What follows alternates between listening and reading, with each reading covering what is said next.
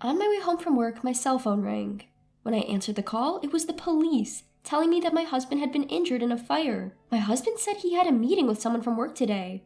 A fire while he was out? Surely it's not our home. Thinking this, I hurried home to find our house safe and sound. Feeling relieved, I had no time to relax. I asked my friend to watch my kids while I headed to the hospital. When I entered my husband's hospital room, he was asleep. Although I had heard he suffered from a fire, his burns didn't look severe. The room had 2 beds, and the other bed had its curtain closed. According to the doctor, my husband had some burns, but they should heal in a few weeks. The more serious issue was a broken spine from jumping out of a 3rd-floor window to escape the fire, which might leave lingering effects. On my way back to the room after the doctor's explanation, a nurse apologized for placing my husband in a room with a female patient. When I asked who the woman was, I was told that she was also a victim of the same fire, and they were brought to the hospital together. Where did the fire happen? Well, it's work-related, so I can't tell you. Just go home and bring me a change of clothes. Why should I? What do you mean, why? It's normal for a wife to take care of her hospitalized husband's needs. I don't know about that. You always ignore me and the kids when we're sick, so don't expect me to take care of you. That's a ridiculous excuse. While my husband was talking, the door to the hospital room opened. Someone I knew entered, and I was a little confused as the curtain to the other bed was opened. Seeing the person lying in the bed, I was speechless. My name is Amy. I have a family of 4 with my husband and our 2 sons, ages 3 and 5. I'm currently 30 years old and have been working at the company I joined when I was 22. My husband used to work at an IT company but quit about a year ago. The reason, he said, was to adopt a more modern way of working.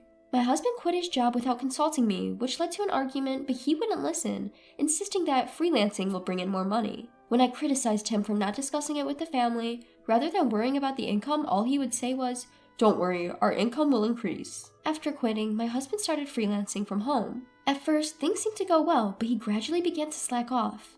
He wouldn't get up until noon and seemed to spend the late nights playing games in his office. Whenever I asked when he was working, he always said, "I have a duty of confidentiality, so I can't discuss my work with you, even as my family," and never gave me a straight answer. Initially, his income was $2,000 a month, but has steadily decreased, and for the past 6 months, it has only been about $500 a month. I wouldn't have minded if he helped with housework with his low income, but despite being home all the time, he didn't do any housework or childcare. Not only did he never help with chores, but when the kids caught a cold, he'd say, "I can't afford to catch it too," and would leave home for a few days.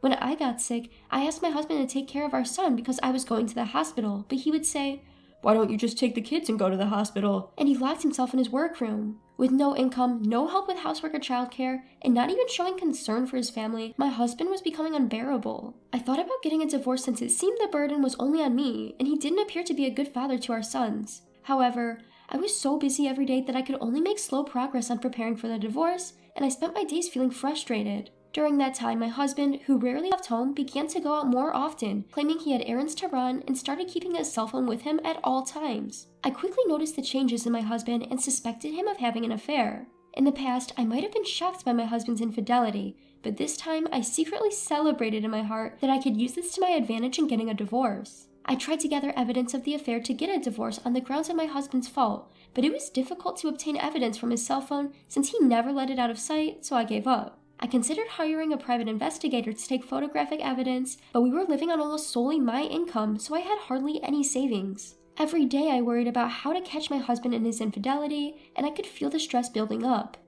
That's when a turning point came for me. After work, as I was heading home, my cell phone rang.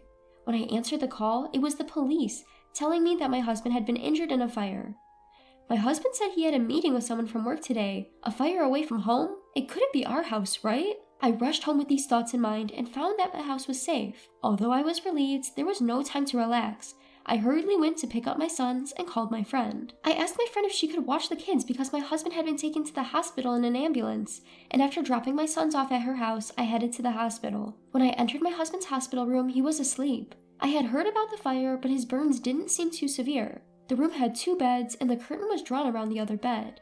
As I was standing there in a daze, a nurse came in and told me there would be an explanation from the attending physician, so I left the room. The doctor said that although my husband had some burns, they would heal in a few weeks. What was worse was the broken bones. My husband had jumped from the 3rd floor to escape the fire, and the impact had fractured his spine with the possibility of residual effects. When I was told that there might be residual effects, the first thing that came to mind was that I should have divorced him quickly. I think I'm an insensitive person, but I couldn't even imagine taking care of my husband. As the explanation from the attending physician ended and I was on my way back to the room, the nurse apologized that my husband was sharing a room with a woman. When I asked who the woman was, I was told that she was someone who had been in the same fire as my husband and had been brought in together. Could it be that this woman was my husband's affair partner? I thought as I returned to the room and found my husband awake. Where did the fire happen? Well, I can't tell you because it's work-related. Seeing my husband hesitate, I became convinced that he had been with his affair partner when the fire happened. Anyway, go home and bring me some clothes. Huh? Why? Why? You're my wife. It's obvious you should take care of your hospitalized husband. Huh? I don't know about that. You ignore us when the kids or I are sick, so don't expect me to take care of you. That's a ridiculous excuse. As my husband was talking, the door to the room opened. It was Mr. Smith, the husband of my friend. Feeling a little confused to see someone I knew, Mr. Smith bowed to us and opened the curtain to the bed next to us. As the curtain opened, I saw my friend Mrs. Smith lying in the bed. I looked at my husband in surprise, and his face turned pale as he avoided my gaze.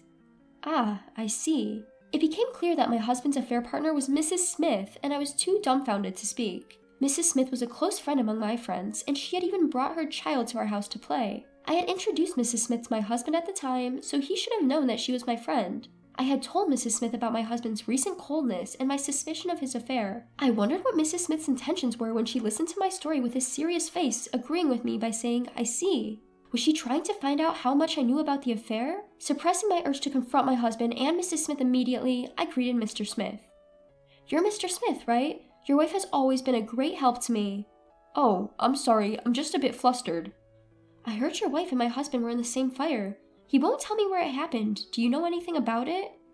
When I asked, Mr. Smith glanced briefly at my husband.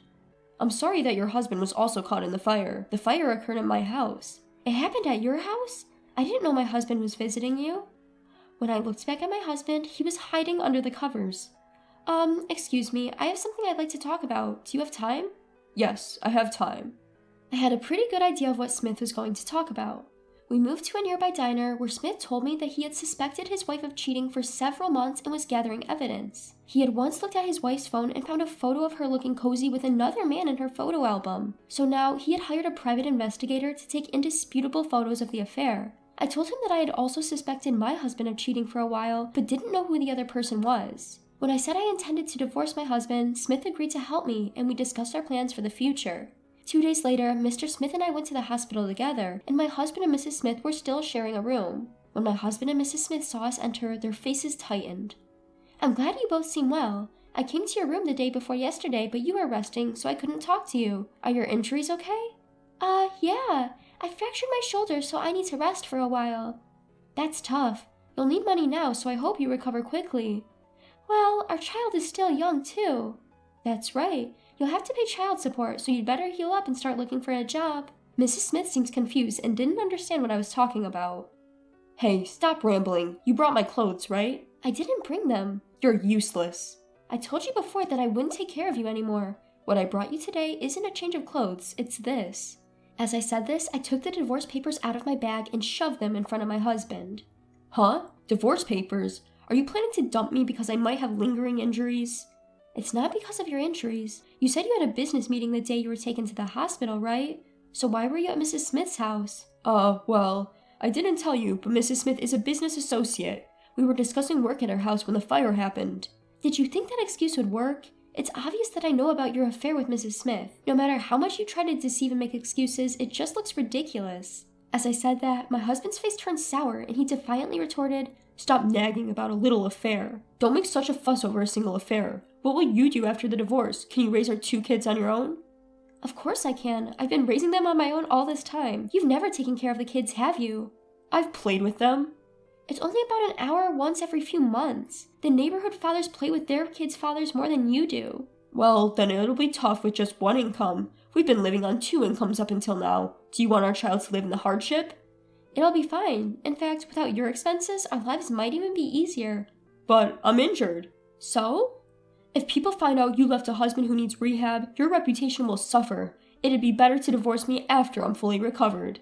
"Because you are not someone who can stick to things for long. It's clear that you will give up on rehabilitation midway through. I can't wait until you fully recover. You have your lover to take care of, don't you?" Upon hearing this, the husband glanced at Mrs. Smith and seemed to reluctantly accept the situation.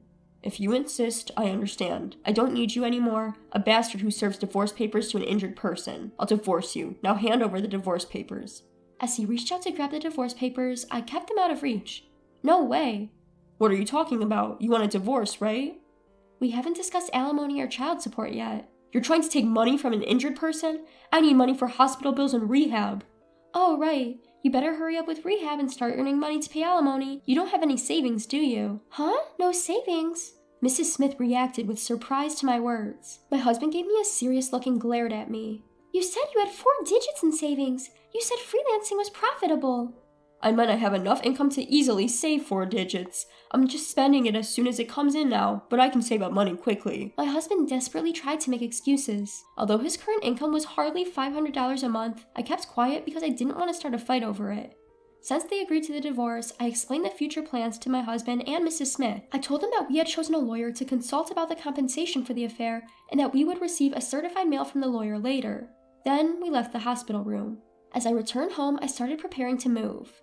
While my husband was hospitalized, I went to thank the friend who took care of our children the day my husband was taken to the emergency room, bringing her a box of chocolates. I told my friend that my husband was fine, as he had been taken to the emergency room after the fire at Mrs. Smith's house, but was not in life-threatening condition. Moreover, the mom friend offered to take care of our children if things got difficult, so I also told her that I planned to divorce and move because of my husband's infidelity. Although I didn't directly mention that Mrs. Smith was my husband's affair partner, my friend seemed to understand. Of course, I intentionally made it obvious to my friend, but there were a few people who knew about my husband's involvement at Mrs. Smith's house fire, so the rumor would have spread even without me saying anything. Later, as we planned, I asked the lawyer to proceed with a divorce, but we couldn't easily decide on the compensation and child support amounts. At first, my husband boasted, "I'm a freelancer, so I can work from bed even if I'm injured. I plan to work all day because I'm free.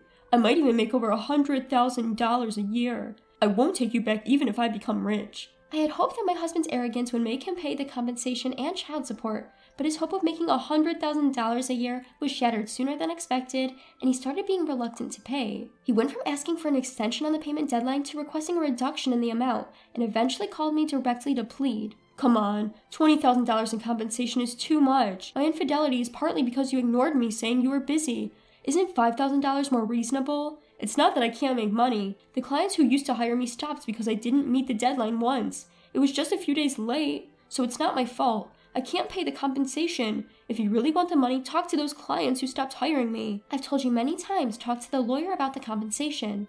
I said just that and hung up the phone. After that, I asked the lawyer to tell my husband that we would go through mediation if the negotiations dragged on, and my husband easily accepted our terms.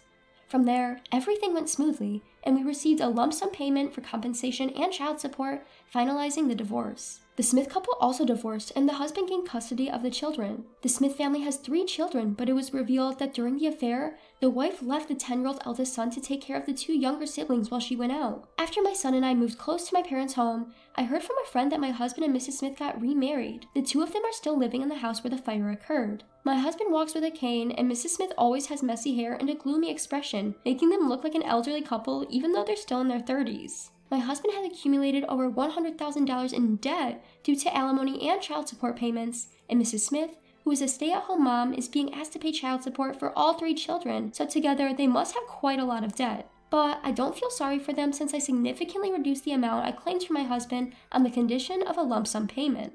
My husband always blames others for his misfortunes, so I'm sure he's still doing that now. I felt refreshed after finally getting away from him. However, I feel guilty for making my 2 sons suddenly separate from their father and friends. At first, they were both bewildered in the unfamiliar place, but now they have become friends with the neighborhood kids and are having fun. On weekends, my parents come to visit and play with my sons, allowing me to have some time to myself. Since my husband left, I now have more time, money, and peace of mind. Thanks to the extra resources, I can give even more love and attention to my sons than before.